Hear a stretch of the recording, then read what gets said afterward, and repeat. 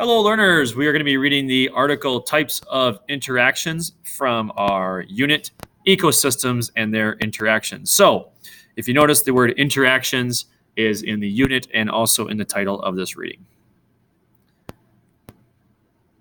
Organisms depend on their interactions with biotic and abiotic factors in the environment. Individuals interact with non-living parts of the environment when they drink water or breathe air. Organisms interact within their species and with organisms of different species. Within their own species, organisms live, reproduce, and raise offspring. In addition, there are several ways in which an organism interacts with different species. Animals interact with their food. Different species with shared predators may listen to each other's warning calls. One species might obtain food by sucking the blood of another. Although each ecosystem has unique community, the patterns of interactions between species are shared across ecosystems. Scientists classify interactions between individuals of different species according to whether the outcome of the interaction benefits or harms each individual. Three types of interactions are possible. Both individuals benefit. One individual benefits and the other is harmed. One individual benefits and the other is not affected. Interactions that harm both individuals do not exist. Interactions of this sort would likely decrease the number of offspring for each individual, so they cannot spread through a population. In most cases, this kind of interaction would be quickly eliminated from a population.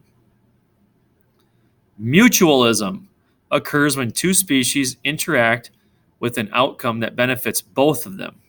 For example, cleaner fish eat pests off larger fish species. The larger fish benefit from the reduced parasite load, and the cleaner fish benefit by getting food. Similar relationships occur in many ecosystems. In some cases, species can become so interdependent that each requires the other for survival. Lichens are actually two species, a fungus and an algae or Canibacteria, living in a very close relationship.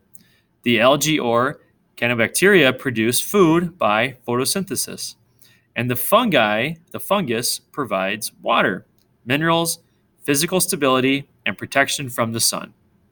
For lichens, survival depends on the interaction between these species.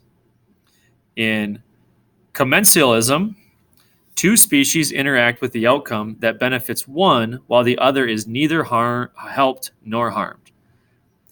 Cattle egrets hang out in fields where cattle graze. As the cattle eat and walk through the grass, they stir up insects. The cattle egrets benefit from an easy access to their insect diet. Their presence does not affect the cattle.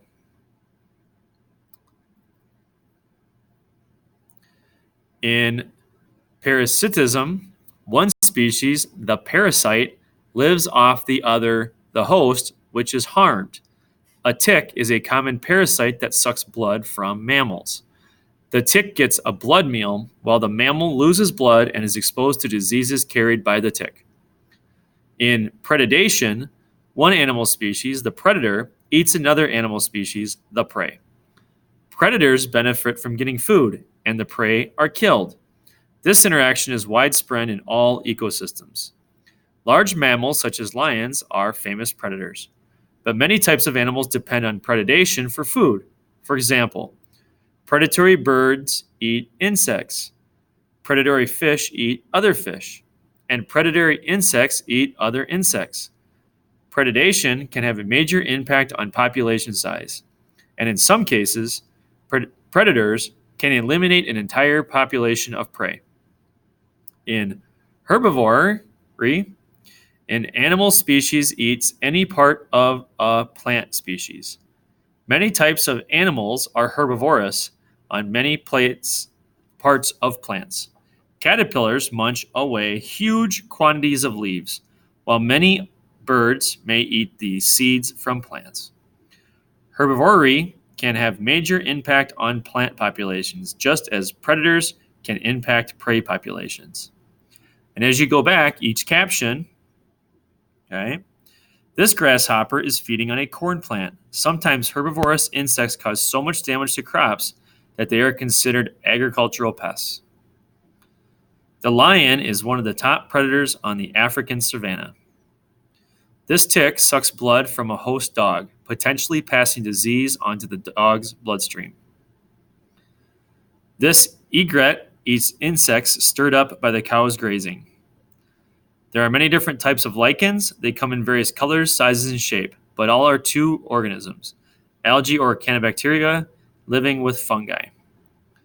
And cleaner fish, or wrasses, eat parasites off the larger fish, or sturgeon fish. This allows the wrasse to obtain food and frees the surgeonfish from disease. Okay. Once again, this was types of interactions. And if you have any questions, please contact your teacher.